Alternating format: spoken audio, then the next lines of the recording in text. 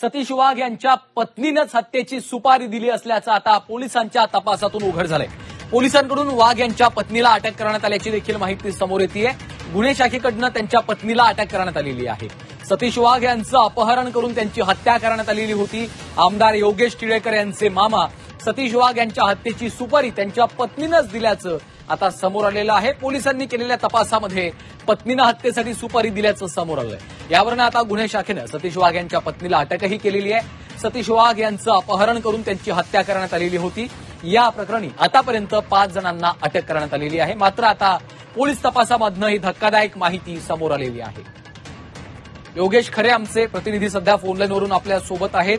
योगेश, आपण पाहतोय सतीश वाघ यांच्या पत्नीनंच त्यांच्या हत्येची सुपारी दिलेली होती, असा हा धक्कादायक प्रकार आता समोर आलेला आहे।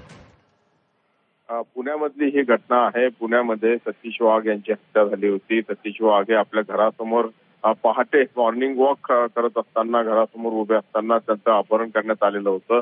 एका 4 चाकीतून आलेल्या लोकांनी त्यांचं अपहरण केलं आणि त्यानंतर पुढच्या काही मिनिटांमध्ये त्यांचा खून केला आणि त्यानंतर त्यांचा मृतदेह हा यवत पोलीस स्टेशनच्या हद्दीमध्ये शिंदवणे घाटामध्ये टाकून देण्यात आलेला होता। अर्थात पोलिसांनी या घटनेचा या प्रकरणाचा जलद गतीनं तपास केला आणि त्यांच्या मारेकऱ्यांना तातडीनं शोधून काढलं। त्यामध्ये ज्यांनी खून केला ते पकडले गेले। त्या पाठोपाठ ज्यांच्या करवी या प्रकरणातले जे सूत्रधार आहेत ज्यांनी सुपारी दिली होती त्यांचा देखील छडा पोलिसांनी लावलेला आहे आणि महत्वाचा खुलासा यामध्ये जो झालेला आहे त्यामध्ये सतीश वाघ यांच्या पत्नीचा देखील या गुन्ह्यामध्ये सहभाग असल्याचं किंबहुना त्यात प्रमुख सूत्रधार असल्याचं स्पष्ट झालेलं आहे आणि त्यामुळे सतीश वाघ यांच्या पत्नीला देखील पोलिसांनी अटक केल्याची माहिती आहे। निश्चितच धन्यवाद अरुण सविस्तर माहितीसाठी।